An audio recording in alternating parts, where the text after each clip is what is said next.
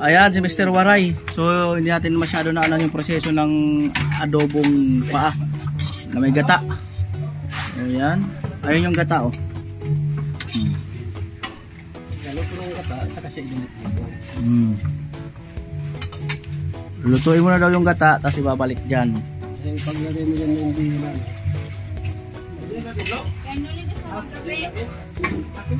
Yan! Ayan na po.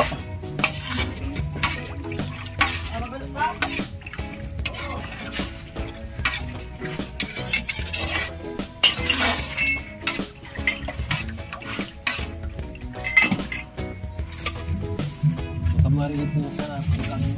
Kamarinate daw yan sa pagka-adobo. Dahil hindi naman pwedeng i-marinate yan sa ano eh. Sa pagkagisa.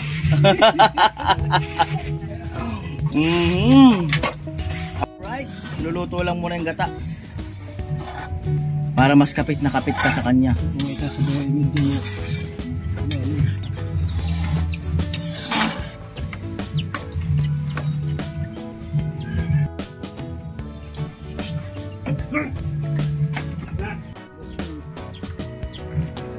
Ayan po. Ayan, salamat dun sa mga nanood dun sa yan, yung upload ni Mr. Waray. Ito, uploadan natin uli. Kung may kikitain man sa video na to, ayan, bigay natin kay Mr. Waray.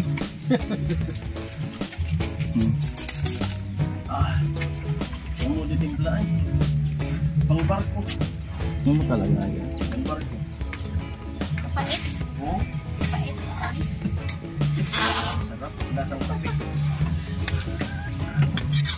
Kung nalaman na kasi ng ganyan, hindi yung gata. Isang sakit. Parang sarap mag-ano pa, biko, no? Oo. Sarap talaga yun. Istigan natin sa linggo. Biko tayo. Punong karon tayo. Ay, Diyos ko. Biko sa kawali, ang sarap. Sasayang mo lang muna. Si mama kasi pag nagpipiko yung ano. Papa, masarap yun doon. Ba't sa linggo pa? Eh, pwede mo mamaya. Pwede rin. At mama mo, kumulo na talaga.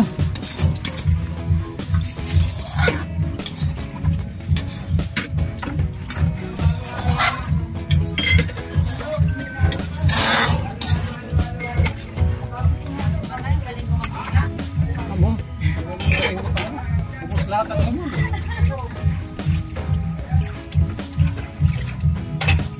Muna. Amo na. Amo. So, hindi siya bulog. Hindi ka sumabit lang piraso. Dalawa. Oo.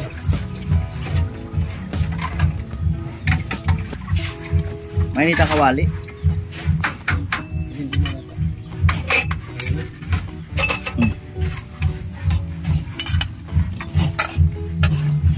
Mahirapan.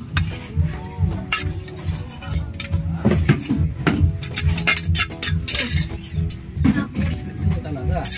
Malupit. Pag kaunting matira ng gata na yan. Gamus. Amo na. Yan, patutuyuin lang po yan. Tapos pag natuyo na yan, yun na yun. Yun na siya. Ibig sabihin, kamayan na. Alam na. Kamay.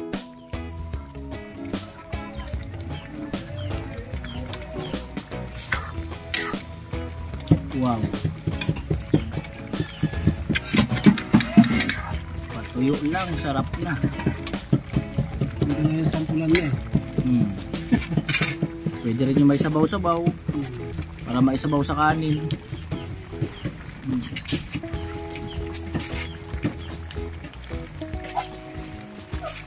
Kainan na. Oh, sila. Bira. Sila. Oh, sila. Sama talaga. Bira. Magalar nila eh. Naghugas ng kamay.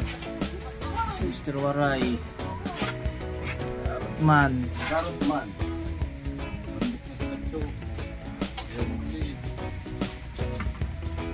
Kain na.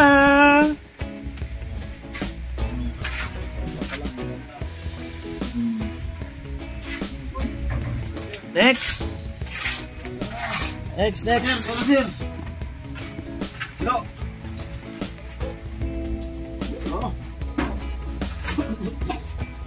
Next. Marunong na lagay Dami mo nang alam talaga.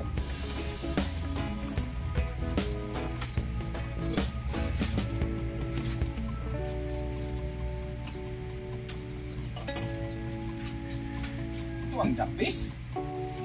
Oo. Sabi mo, kung ano.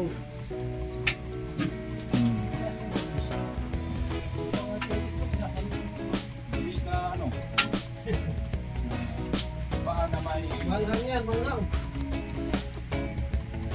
Ubus na yung sili na.